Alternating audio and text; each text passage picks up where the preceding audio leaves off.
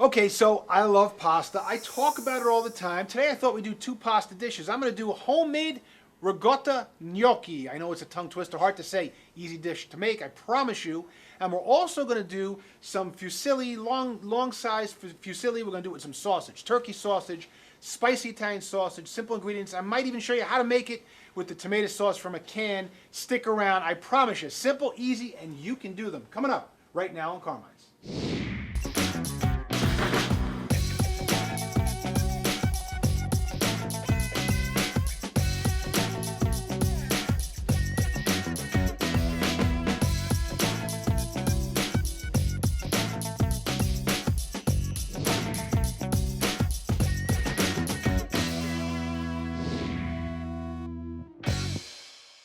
Okay, so like I was saying, I love pasta, and anybody that watches the show knows that I love pasta. So, we're going to make homemade ricotta gnocchi. Now, gnocchi are those little dumplings made usually from potato. But before I do that, I don't want to scare you because that sounds really difficult. We're going to do a real simple, easy dish. And what I have is these long grain pasta here. This is Fusilli Longhe. And I guess, you know, if you go to the market and you get the Fusilli, they're usually the little corkscrews. Fusilli are the corkscrews that the kids love. This is a long Fusilli Longhe, they call it, Lunghi. So I thought that would be kind of cool pasta because what I want to do is I want to make a sausage sauce. And I want it to be, I want it to kind of stick to all the nooks and crannies and the grooves inside that pasta. So we're going to start our pan here with some really nice olive oil. This is where I want that flavor to come through, that Italian flavor, that Mediterranean flavor in a good olive oil. And then I've got two types of sausage. Now, if you have a preference at home, you like chorizo, you like sweet Italian sausage, spicy Italian sausage, whatever you like. I think that we're going to make this today with a spicy Italian sausage. Here's our hot Italian sausage. That's going to give a little spice to the dish. And I also have some turkey sausage. I just thought that the combination would be kind of cool. A little more mellow flavor and a lot more spicy flavor combined. So to start the dish, we get the oil hot. And I wrote the recipe. I sat down, I wrote the recipe, and I said, this is what I'm going to make, this is how I want to do it. And then I went back and looked at the recipe, and I had Louie in the kitchen with me working on this, saying, okay, we're going to do this, this, this, and this. And we put everything out on the counter, and then he realized, you know something? You wrote the recipe kind of backwards. And here's one of those things that it's really hard to teach a lot of guys or girls that come to work at a restaurant, that there's not so much an art and a science, or not so much art as science to cooking. And the science to cooking, I talk about all the time, is how you layer your dishes. So what we want to do is we want to start this dish with the sausage. And the reason I want to do that is I want to get the sausage browned. So I'm getting the sausage cooked, but I'm also getting some of the fat out of the sausage to flavor the oil in the pan. And I'm getting some really great depth of flavor by doing this. If I was to start with the celery, the carrots, and the onions that I have here, which we're going to use, the celery, carrots, and onions are going to release water into the pan, which is then not going to let this sausage brown as much because we're going to have too much liquid, too much water in our pan. So by starting with the root vegetables, it releases some water. The sausage doesn't really brown up.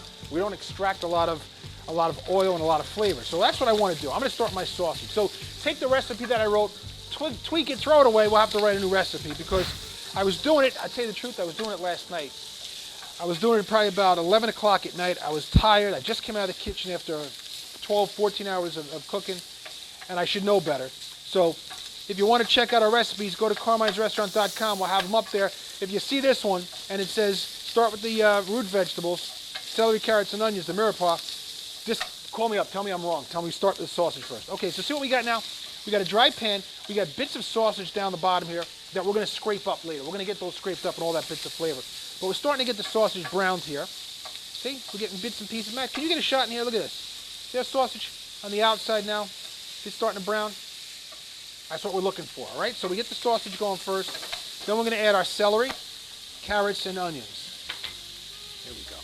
And I'm doing a small dice for these ingredients, and there's a couple of reasons. One, when you cook a pasta dish, you have to think about how you're going to eat the pasta dish. So if I did big whole links of sausage in here, and then I put that sausage over a long grain pasta like the Fusilli Longhe here, first thing you're going to need to do is you're going to take a knife and you're going to end up chopping through this whole thing, right? You don't want to do that. You don't want to chop through this.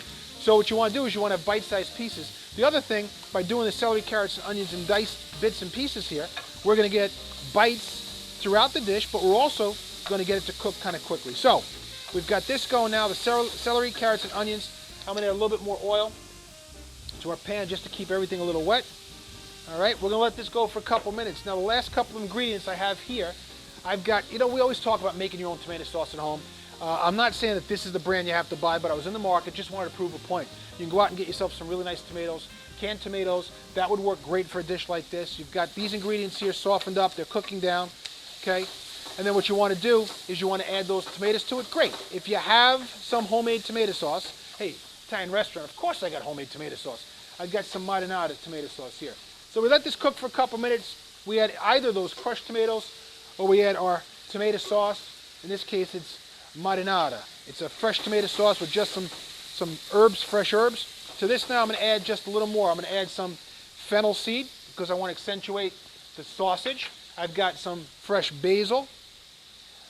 We sliced it up really nice and thin julienne. And then I've got a little bit of sugar. Now normally, to me, sugar's a pizza sauce, but I think it's going to work really well because we're going to let this now simmer. I'm going to add a little bit of my pasta water to this for a little body. I got my pasta water boiling.